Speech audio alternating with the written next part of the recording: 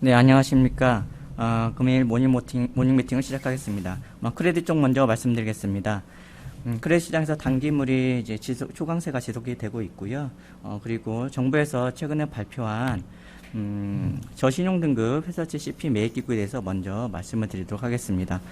정부, 한국은행, 산업은행 등이 캐피탈콜 지원 방식으로 해서 10조 원 규모의 SPV를 출범하기로 했었고, 이번에 이제 24일 오늘부터 이제 집행에 들어가게 되었습니다. 이 SPV는 4년간 일단은 운영을 할 계획이고요. 그 모든 채권을 다 사주는 건 아니고요. 여기서 제외되는 채권이 있습니다.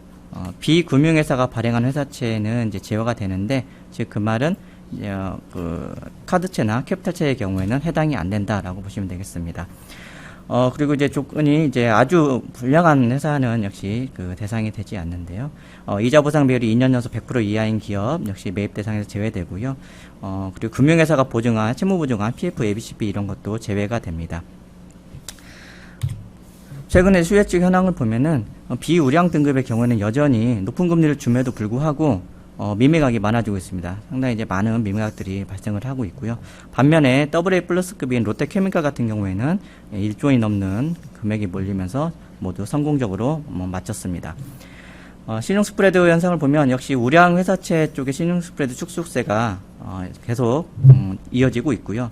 특히 크레딧의 전반적으로 단기물이 초강세 현상이 지속되고 있습니다. 이유를 보자면 시장 금리가 절대적으로 낮아진 상황이어서 크레딧 금리를 좀 원하시는 부분도 있었고, 신용도가 이제 신용도에 대한 우려가 계속 상존하고 있기 때문에 아무래도 금리에 대한 금리 변동 민감도가 적은 단기물 쪽에 크레딧이 크게 인기를 끌고 있습니다.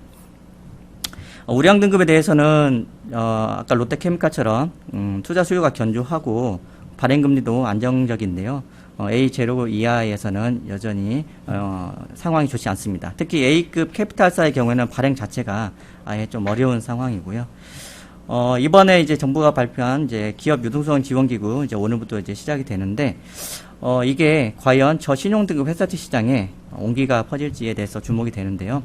지난번에 채권 시장 안전 펀드 때에는 이제 우량 등급 위주로 이 펀드가 이제 편입을 했었는데, 사실 이 펀드가 이제 시작이 되면서는 일반적인 그 기관 투자자들이 A급 시장에 이제 참여를 하면서 안정에 기여를 하게 됐었죠.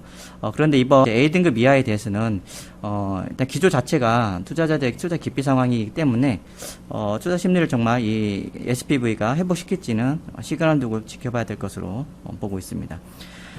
저희는 이제 그 우량 회사채 신용 스프레드가 이제 최근에 많이 축소가 되면서 오히려 동일 등급의 캐피탈채 금리 매력이 상대적으로 높아졌다고 판단하고 있습니다. 그래서 은행계 캐피탈채에 관심이 재차 증가할 것으로 보고 있고요.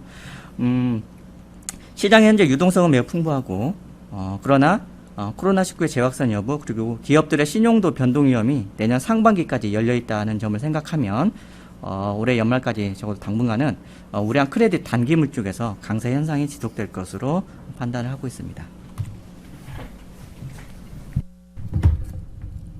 네, 안녕하세요. 김충현입니다. 이어서 서머피셔라는 회사의 실적 정리해 드리겠습니다. 일단은 실적 굉장히 좋게 나왔고요. 매출액은 기대치를 상회했는데, 일단 EPS가, 어닝이 좋았습니다. 이익률이 좋았다는 얘기죠. 그래서 굉장히 좋은 실적을 기록을 했습니다. 생명공학 사업부는 한 50% 정도 성장을 했고요. 영업이익률은 거의 50% 육박하게 나왔고, 이게 이제 어떻게 보시면 코로나 관련된 그 사업 부분이라고 보시면 될 것 같습니다. 그리고 이제 그래서 코로나랑 관련이 있는 이런 이제 연구 사업이나 아니면은 진단 사업 같은 경우에는 좀 좋게 나왔고요. 그런데 이제 코로나와 상관없는 이제 연구 장비들, 그냥 일반적인 장비들 같은 경우에는 좀 부진한 실적을 기록을 했습니다. 코로나 관련된 매출은 약 한 13억 달러, 그러니까 우리나라 돈으로 하면은 대충 한 1조 정도 되는 거죠. 1조 조금 넘는 금액이 된 건데, 여기서 이제 매출은 3분기에도 계속 성장할 걸로 보고 있습니다. 그리고 이 회사 같은 경우에는 지금 보면 진단 키트도 팔고 있긴 한데, 더 중요한 거는 그러니까 어떤 연구를 할 때, 생명공학과 관련된 연구를 할 때 그걸 지원해주는 장비 업체라고 보시면 됩니다. 장비와 솔루션을 같이 파는 업체라고 보면 되는데요. 그러니까 코로나와 백신과 관련된 연구 수요가 증가하면 당연히 수혜를 받는 구조입니다. 그리고 그런 치료제들을 개발하기 위해서는 결국에 이제 바이러스 벡터 생산이 중요한데, 여기 생산 시설도 증설하고 있고요. 그래서 관련된 준비도 차근히 되고 있다, 이렇게 보실 수 있을 것 같고요. 그래서 이제 이 회사 같은 경우에는 굉장히 심플한 회사입니다. 방금도 말씀드렸지만 이제 생명공학과 관련된 어떤 연구가 진행될 때 거기를 백업해주는 장비들과 그리고 솔루션을 제공을 해주는 회사입니다. 그래서 이제 제약사들이나 바이오 업체들 R&D가 증가를 하면 매출이 올라가는 굉장히 좋은 사업 모델을 가지고 있고요. 쉽게 생각하면 이제 IT 장비 회사라고 생각을 하시면 됩니다. 그런데 이제 IT 같은 경우에는 아무래도 좀 이제 캐펙스의 사이클이 있는데, 이제 바이오 같은 경우에는 이제 꾸준하게 간다는 얘기죠. 그래서 지금 상황을 보면 코로나가 진행되면 이제 진단키트랑 바이러스 연구로 돈을 버는 거고요. 그리고 코로나가 중단이 되게 되면, 코로나가 이제 어느 정도 멈췄다는 얘기는 치료제가 나왔다는 얘기거든요. 그러면 지금 바이오 업체들이 임상시험을 다 멈추고 있는데 임상시험을 다시 재개하게 됩니다. 그렇게 되면 다시 수혜를 받게 되고요. 그래서 코로나가 되건 아니면 안 되건 둘 다 좋다. 그래서 코로나 때 상반기 때 주가가 굉장히 많이 빠졌다가 최근에 급격하게 회복을 한 것도 어떻게 보면 이런 사업 모델에서 기인한다, 이렇게 보시면 될 것 같습니다. 그래서 지금 주가를 보면은 현재 퍼로 봤을 때 한 27배 정도 되고요. 다른 업체들 비해서 저평가라고 볼 수 있기 때문에 여전히 좋은 관점 유지하도록 하겠습니다. 감사합니다.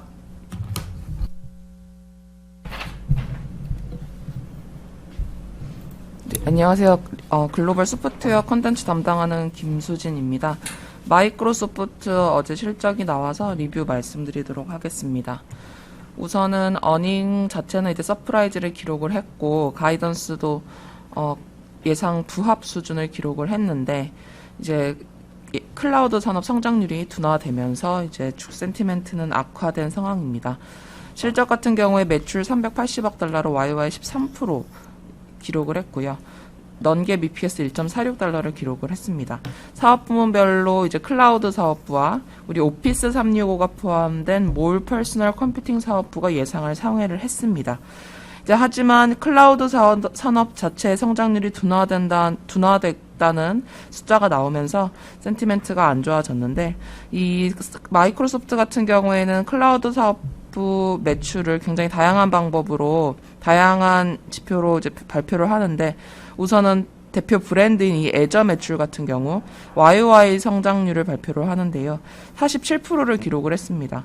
그래서 이게 QOQ로 이제 12%포인트 감소한 수준입니다. 그래서 기존에 이제 2017년에 처음으로 애저 매출을 발표를 하고, 당시에 110% 성장률 정도로 이제 기록을 하던 것들이 이제 90%, 80% 이렇게 떨어지다가 작년부터 이제 70%대, 그리고 지난 분기에 이제 62%, 59% 이런 수준을 기록을 하다가 사실 50% 밑으로 떨어진 게 처음이라고 보시면 돼요. 그러면서 이제 애저라는 이 클라우드 산업 자체의 성장률이 둔화가 될 수밖에 없는 시점에 이제 다다랐다라고 판단을 할 수 있을 것 같고요. 마찬가지로 이제 커머셜 클라우드 사업부, 이 사업부 같은 경우에는 오피스라든지 다이나믹스 365 등 이제 어떤 B2C 영역과 관련된 소비자 클라우드 관련 사업을 하는 사업부를 묶은 건데요. 여기도 역시 매출액 자체 YY 30%를 기록을 했는데, 이게 이제 전 분기 대비 8.5%포인트 감소한 수준이고, 대신 이제 마진 같은 경우에는 66%를 기록을 해서 1%포인트 증가한 상황이라고 보시면 됩니다. 그래서 이제 클라우드 사업부 성장률은 둔화가 됐지만, 반면에 이번에 이제 유의미했던 건 이제 게임 사업부 매출이 YY 65% 증가를 했습니다. 마이크로소프트 게임 사업부 같은 경우에는 엑스박스를 출시하지 않는 이상 항상 역성장을 기록하는 사업부였는데, 요번에 엑스박스 신규 콘솔이 출시되지 않았음에도 불구하고 코로나19로 인해서 사람들의 게임 수요가 늘고, 마이크로소프트가 게임 패스라고 이제 구독형 게임 이용할 수 있는 그 월정액 패스를 파는데 이제 그런 것들이 호조를 이루면서 65% 증가를 했고요. 또 하나 이제 하드웨어 브랜드 서피스가 또 YOY 27%를 기록을 했습니다. 그러면서 이 게임 사업부와 하드웨어 사업부가 굉장히 고성장을 기록했다고 보시면 됩니다. 따라서 향후 저희가 투자 전략 어떻게 가져가야 할 것인가 라고 봤을 때 이제는 단순한 클라우드 인프라뿐만이 아니라 이 클라우드를 기반으로 IoT 기기, 게임, 그리고 나아가서 고마진의 높은 기술력을 요하는 이 인공지능, 뭐 VR, AR, 머신러닝 등 이제 그 추가적인 사업부들로 시너지를 극대화할 필요가 있는 시점이라고 보시면 됩니다. 따라서 이제 마이크로소프트도 이런 방식으로 전략을 세우고 있습니다. 올 가을에 엑스박스 시리즈 X 출시 예정이고요. 그리고 올 연말에 듀얼 스크린 랩탑과 스마트폰 사업 다시 시작을 할 예정이기 때문에 이 게임과 IoT 사업 부문 준비를 하고 있고요. 그리고 이번 컨콜에서도 계속해서 강조한 점이 인공지능 이용한 애저 커그니티브 서비스라든지 빅데이터 분석이라든지 이런 식의 고부가 서비스 이용이 증가되고 있다고 많이 언급을 했습니다. 뿐만이 아니라 이 오피스 365 저희가 사용하는 오피스 같은 경우에 요금제가 크게 세 가지로 분류가 되는데 보안 기능과 음성 통화 기능 등이 강조가 된 최고가 버전이 E5예요. 가장 싼 버전이 10,000원대면 이 E5는 60,000원대라고 보시면 되거든요. 이쪽 E5 이용자가 YOY 2배가 증가했습니다. 한마디로 이제 더 높은 수준의 서비스들을 이용하는 그런 수요가 이제 늘어나고 있기 때문에 이런 쪽으로 마진이 개선되는 점을 저희가 이제 강조해야 된다라고 보시면 될 것 같습니다. 따라서 이제 이번 상황 같은 경우에 마이크로소프트가 계속 강조한 점이 사실 디지털화, 빨라진 디지털화에 대한 니즈는 굉장히 강하지만 사실 실질적으로 GDP가 감소한 시점이기 때문에 IT 지출이 줄어들 수밖에 없어서 기업들, 특히 중소기업들의 신규 수주가 낮았다라고 말을 했습니다. 따라서 이제 애저에서 상대적으로 수익성이 낮은 사스 제품 믹스가 늘어나면서 이 말인즉슨 B2B 매출에 더 결정적인 영향을 미치는 게 B2B인데 이 B2B 쪽 매출은 안 좋았고 뭐 팀스, 뭐 화상회의 같은 B2C 저희 일반인들이 사용하는 제품만 이용량이 늘어나면서 오히려 마진 자체도 좋아지지 않았다라고 말을 했거든요. 따라서 이 코로나19 사태가 아무래도 부정적인 영향을 미쳤다라고 보시면 되고 이 사태가 해결이 되고 그리고 오늘 이제 5G 주파수 경매도 이제 진행이 되는데 5G 인프라 구축이 되고 IoT 제품이 늘어나고 거기다 이제 게임까지 스트리밍 클라우드 게임까지 확대가 된다면 성장률 플러스 이제 마진 개선이 계속해서 일어날 수 있을 것이다라고 말씀드릴 수 있을 것 같습니다. 따라서 이제 다시 한번 말씀드리면 5G 인프라 구축 이후에 AI 기술, 스트리밍 게이밍 등이 본격적으로 사용한 시점이 도래가 하게 된다면 또 한 번 모멘텀을 받을 수 있을 거기 때문에 지금 현재 EV/EBITDA 자체 19.8배로 최고치지만 중장기적 매수 전략 유효하다고 말씀드릴 수 있습니다. 안녕하십니까, 김철중입니다. LG 디스플레이 어제 2분기 실적 발표에서요 관련된 내용과 향후 전망 말씀드리겠습니다. 3분기에는 영업 흑자 전환 가능할 것으로 예상하고 있습니다. 2분기 리뷰부터 말씀드리면요, 일단 시장 예상치는 하회했습니다. 이제 영업적자 5,200억 원 정도 기록을 했고요. 일단 큰 이유는 LCD 가격 P도 하락을 했고 코비드로 인해서 Q도 하락을 하면서 이제 양방으로 이제 안 좋은 실적을 기록을 했다라고 보시면 될 것 같습니다. 근데 반면에 좀 좋았던 거는 언택트 수요가 좀 코비드 때문에 늘어나면서 노트북이나 태블릿 수요가 굉장히 좋았습니다. 그래서 관련된 사업부는 큰 폭의 흑자를 기록을 했습니다. 근데 이제 제가 표시했듯이 분기 기준으로 봤을 때 2분기가 바닥일 가능성이 굉장히 높은 상황입니다. 3분기 영업 흑자 전환 예상하고 있는데요. 사업 부문 전체적으로 전부 다 실적이 개선될 것 같습니다. 첫 번째로 가장 중요한 건 POLED 쪽, 아이폰 쪽으로 나가는 패널이 지금 수율이 굉장히 좋아진 상황이고요. 다음 달부터는 월 맥스로 300만 대씩 생산이 필요한 상황입니다. 월 맥스 300만 대 생산할 경우에 분기 BEP까지 가능한 상황이라고 판단합니다. 그리고 WOLED, OLED TV 쪽 역시 가동률 계속 올라오고 있는 상황이고요. 적자폭 축소될 것 같고, 이제 LCD 패널 가격도 3분기에 굉장히 많이 오르고 있습니다. 그래서 LCD TV 쪽 적자 많이 냈던 LCD TV 쪽도 적자폭이 축소될 것으로 생각합니다.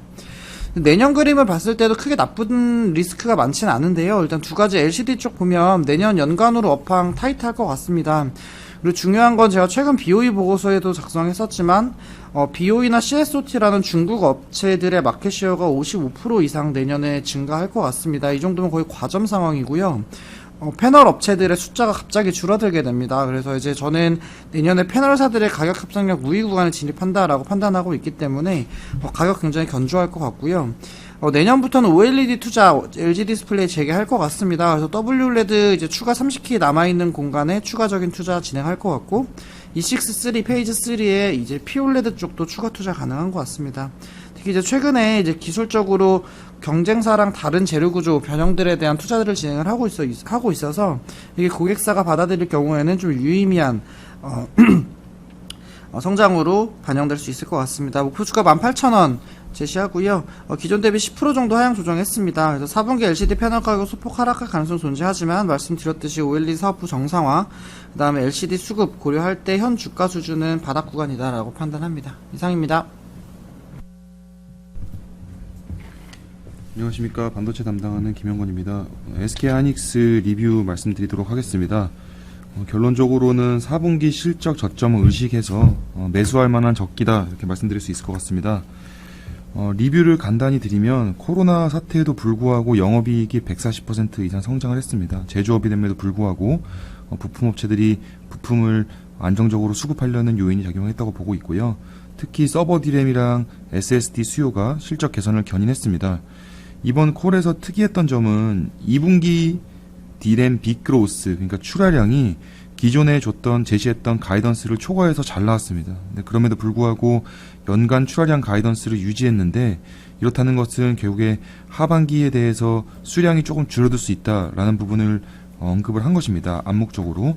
그런데 동시에 어떤 의미를 또 얘기했냐면 4분기 말 기준으로 했을 때 2분기보다 재고 수준이 낮아질 것이다 이렇게 얘기를 했습니다.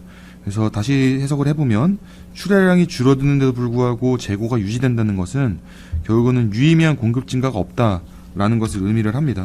그래서 재고 수준을 보시면 재고 수준이 올해 초에서 이제 올해 중반에 좀 올라갔다가 다시 올해 하반기 때 정상 수준으로 내려올 걸로 언급을 했는데, 이랬다는 것은 공급 주도 시장인 이 D램 시장에서 공급을 이렇게 제한하면서 가격을 선방하겠다라는 의지를 강하게 보였다고 볼 수 있을 것 같습니다.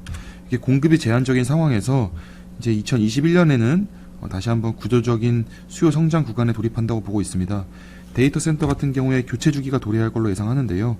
2017년부터 19년까지 저희 강한 서버에 대한 구매 사이클을 겪었다면 서버의 유효 기간이 약 3에서 5년 정도, 4년 정도 됩니다. 그래서 이 부분이 사실은 코로나 이슈가 없었다면 올해 강하게 반영될 걸로 예상을 했지만 1개년도 이연된다고 하더라도 내년에 강한 교체 수요로 돌아올 것이다 보고 있습니다. 인텔의 데이터 센터형 이제 수량인데요. 보시는 것은 수량 성장인데, 인텔의 데이터 센터 수량이라는 건 다른 말로 하면 곧 서버입니다. 그래서 2017년에서 18년 사이까지 이렇게 급격하게 늘어났던 서버 CPU의 수량이 다시 2021년에 돌아올 수가 있겠다라고 말씀드릴 수 있을 것 같고, 두 번째로 좋게 보는 수요는 5G 스마트폰입니다. 5G 스마트폰의 D램이 얼마나 들어갔느냐 이제 의문이 있으실 텐데, 실제로 이렇게 계산을 해보면 거의 2배 넘는 수준의 D램 소요량이 이렇게 들어가게 됩니다. 그래서 5G 시대가 열리게 되면 스마트폰의 D램 탑재량이 늘어나는 그런 효과를 충분히 볼 수 있다라고 말씀드릴 수 있을 것 같고, 앞서 말씀드렸던 공급 제한에 2021년 구조적 성장을 고려를 하면은 사실은 3분기 때 D램 가격은 6% 정도 빠질 걸로 예상이 되는데, 4분기 때 D램 가격은 하락은 하겠지만 그 하락폭은 둔화될 것이다 라고 보고 있습니다. 역사적으로 SK하이닉스 또는 모든 D램 업체가 마찬가지인데요. D램 가격의 하락 구간 속에서 하락의 폭이 축소되는 구간이 결국에는 주가의 저점을 형성하는 시기였습니다. 보시다시피 이렇게 되는데요. 그래서 올해 4분기 때 D램 가격 하락폭이 축소되는 시기를 의식하면 현재가 적절한 매수 시기다라고 말씀드릴 수 있을 것 같습니다. 밸류에이션 상으로도 현재 거의 역사적 저점 수준에 임박했기 때문에 더 이상 하방의 리스크는 크게 존재하지 않는다고 보고 있습니다. 그래서 투자 의견 매수와 목표 주가 11만원을 유지하겠습니다. 이상입니다. 네, 안녕하십니까. 이어서 네이버 말씀드리도록 하겠습니다. 네이버는 7월 30일 2분기 실적 발표를 앞두고 있는 상황인데요. 전자상거래 쪽이 상당히 이제 기대치가 높아지고 있다라고 생각을 하고 있고요. 저희들은 2분기 실적 발표를 통해서 뭐 여러 가지 네이버가 좋은 부분이 많이 있지만은 전자상거래에 대한 새로운 가치 평가가 있지 않을까 싶어서 일단 목표 주가를 상회했다는 말씀을 드리고 싶습니다. 네, 말씀드린 것처럼 2분기 예상보다 전자상거래 시장이 많이 좋은 것 같습니다. 전체 네이버의 쇼핑몰 GMV 거래액 같은 경우에는 전년 동기 대비해서 한 33% 정도 늘어난 걸로 예상을 하고 있고요. 자체 스마트 스토어의 거래액 같은 경우에는 한 62% 정도 증가할 걸로 예상을 하고 있는데요. 이 숫자 같은 경우가 지난 1분기에는 약 31%, 그리고 2분기 GMV 같은 경우에는 1분기에 약 56% 증가했다는 것을 감안하시게 된다면은 네이버의 전자상거래의 성장 속도는 더 가팔라지고 있는 것 같습니다. 그래서 지금 현재 2분기 같은 경우에는 네이버의 온라인 시장 점유율 전체 이제 쇼핑몰 거래액에서 네이버가 차지하는 비중은 이제 약 16%로 또 한 번의 시장 점유율 상승이 이번 2분기 때 확인될 것 같습니다. 또 하나 주목하실 부분들은 아마존이나 알리바바 같은 지금 각국에서 1위를 차지하고 있는 쇼핑몰들 같은 경우에는 거래액 성장률들이 오히려 중소유통기업들한테 밀리고 있는 상황입니다. 성장은 하고 있지만 시장 점유율은 잃고 있는 상황인데요. 이렇게 가파르게 시장 점유율이 올라가고 있는 온라인 쇼핑몰은 네이버가 유일하다라고 보시면 될 것 같습니다.